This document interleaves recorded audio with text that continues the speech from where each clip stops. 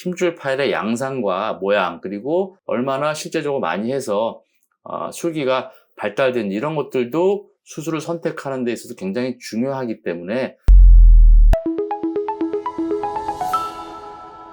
안녕하세요. 어깨는 날개병원 서울대학교 정형외과 의학박사 이태현입니다.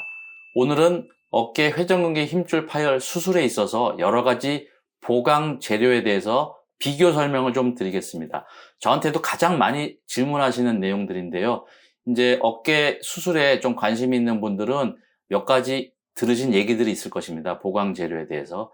첫 번째가 그동안 가장 오래전부터 사용되어 왔던 동종 진피를 이용한 보강 수식이고요. 두 번째는 한 1, 2년 전부터 우리나라에도 많이 사용하고 있는데요. 리제네텐이라고 하는 생체 유도성 콜라겐 임플란트 재질이라는 이름의 보강 재료를 알고 계실 거고요. 마지막으로 가장 최근에 국내에서도 사용하고 있는, 이 역시 이제 미국에서 만든 제품인데요. 바이오 브레이스라는, 이건 역시 생체 유도성 콜라겐 이식제, 보강제, 이런 말로 들어와 있습니다.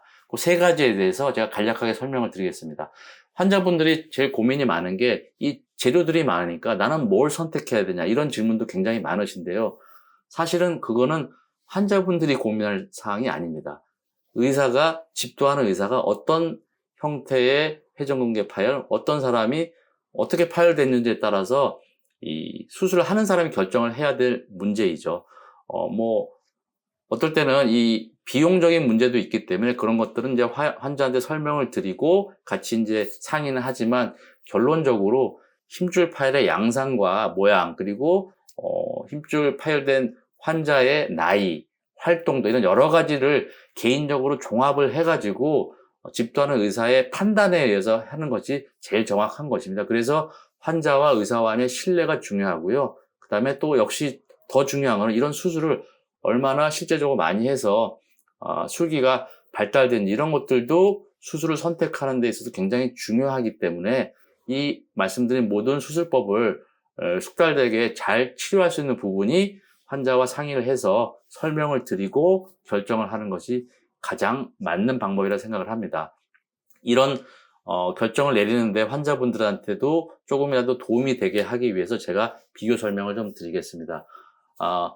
이 동종 진피라는 것하고 바이오 브레이스라는 것은 수술 방법은 좀 비슷합니다. 근데 재료가 진피라는 거, 바이오 브레이스라는 것이고요. 그 다음에 첫 번째 말씀드린 리제네텐은 이 수술 방법이 조금 특이합니다. 이 재료는 미국 FDA 승인을 받고 이제 한 5, 6년 전부터 미국에서 거의 대부분 쓰고 있는 방법인데요. 수술 술기가 굉장히 편합니다. 키트 제재로 나와 있어가지고 조직 패치 자체도 중요하지만 이것을 환자 몸에 수술해서 붙이는 방법이 굉장히 키트 제재로 간단하게 호치키스, 스테이플러처럼 되어 있기 때문에 방법이 간편해서 이거부터 제가 설명을 먼저 드리고요. 그 다음으로 흔히 우리가 써왔던 동종진피, 바이오 브레이스는 같이 설명을 좀 드리겠습니다. 먼저 영상을 좀 보실 텐데요. 화면에 보이는 게 파란색 띠로 보이는 이런 네모난 재재가 리제네텐이라는 재재가 되어 있습니다. 이게 이제 정식 공식적인 이 설명은 생체를 유도, 그러니까 힘줄 세포를 유도하는 생체 유도성 콜라겐 임플란트라고 하는데요. 사실 요 바닥에 1차적으로 힘줄 봉합을 한 상태이고요. 그 위에 이런 뭔가 잡아주는 재질을 가지고 내시경 속으로 들어와서 부착을 하게 되는데, 이렇게 이걸 잡아주는 재료가 있습니다. 이게 휘청휘청하기 때문에 그냥 들어오면 찢어질 위험이 있어서 들어와서 이렇게, 여기 보면 보라색으로 보이는 게, 조그맣게 보이는 게 스테이플이라고 보시면 됩니다. 이게 녹는 이 실과 같은 재료인 스테이플로 힘줄 위에다가 부착을 시키는 것이거든요. 그러니까 의사 입장, 집도하는 수술하는 외과 의사에서는 굉장히 편하죠. 세트가 돼서 이렇게 보면 힘줄에 이렇게 스테이플을 박습니다. 이렇게 초록색 스테이플이 딱 박히죠. 그래서 요 보강하고자 하는 힘줄 위에다가 이렇게 하나씩 박아서 재질을 부착시키는 것입니다. 그렇기 때문에 어떻게 보면 이 리제니텐이라는 재질은 힘줄 세포를 보강하는 부착 방법이 굉장히 발달된 재료라고 보시면 되겠습니다. 이렇게 해서 아래쪽에 뼈 부위에다가도 이렇게 스테이플 나사를 박을 수 있게 이렇게 쳐서 박게 되고요. 이제 이런 식으로 봉화를 하게 되면 환자의 이제 수술 전후 사진을 제가 한번 보여드리면 이게 구멍이 큰 파열된 힘줄입니다. 뭔가 구멍이 비어 보이죠? 이게 다 덮여 있어야 되는데 요거를 1차적으로 봉합하는 게 중요합니다. 이렇게 저 같은 경우는 2중, 3중 봉합을 통해서 이렇게 실로 뼈에다가 힘줄을 잘 붙여주게 되는데요. 여기 보면 이제 힘줄 파열이 좀 약하고 이 두께가 얇기 때문에 이걸 보강하는 제재로서 리제네테는 아까 그 동영상에서 보신 재료를 이렇게 파란색 테두리를 가진 이 재료를 이렇게 붙이면 이렇게 딱 붙게 됩니다. 그럼 밑에 있는 실도 다 덮어서 이 힘줄 조직이 새로 자라 들어올 수 있게 패치를 붙이게 되는데 이게 이제 리제네텐으로 힘줄을 봉합한 사진이 되겠습니다. 그리고 두 번째는 우리가 그동안 가장 오랫동안 저희 병원 같은 경우는 아마 우리나라에서 가장 처음부터 이런 동종 진피를 쓰기 시작했는데요. 제가 2013년도부터 쓰기 시작했습니다. 저희 아직도 제일 많이 하는 보강 패치 제제인데요. 동종 진피를 이용한 힘줄 보강술을 보겠습니다. 일단 이 힘줄 파일이 좀 큰 부분, 여기 하얗게 비어있는 부분이 원래는 힘줄로 차 있어야 되는데 끊어져서 비어 보이는 게 이 회전근 힘줄 파열 소견을 보이는 수술 전 MRI 소견입니다. 힘줄이 끝에서부터 다 차 있어야 되는데 파열돼서 안으로 말려들어서 이쪽까지 안으로 깊숙이 말려 들어와 있습니다. 실제로 그거를 내시경 통해서 저희가 수술하기 보면 이렇게 구멍이 뻥 뚫려 있습니다. 뭔가 이게 비어 보이죠? 이렇게 메꿔져 있어야 됩니다. 그래서 이걸 당겨다가 차근차근 한 땀씩 이렇게 1차 봉합을 하게 됩니다. 이렇게 봉합을 하게 되면 뭔가 덮여 보이고요. 그래도 이 상완골 뼈 골두를 완전히 덮어주지 못하고 얇은 힘줄로만 돼 있기 때문에 좀 약한 느낌이 있어가지고요. 이거를 동종 진피라고 하는 이렇게 하얗게 보이는 네모난 패치 제제, 보통 한 3, 4cm 정도, 그 다음에 세로는 2, 3cm 되는 이러한 모양의 동종 진피 조직을 붙여서 이 실과 실 사이에 껴 넣어서 이중 교량형 봉합 사이에 강도를 높이는 그런 방법으로 패치 제제를 부착시킵니다. 이렇게 해서 저희는 이제 요거는 이제 줄기세포를 그 사이에 삽입하기 위한 장면인데요. 수술 후에 이렇게 단단히 덮어준 모양이 보이고요. 수술 후에 이제 MRI를 찍게 되면 아까 이렇게 비어 보이던 힘줄, 하얗게 비어 보이던 힘줄 부분이 당겨와서 꽉 차 있는 게 보이실 겁니다.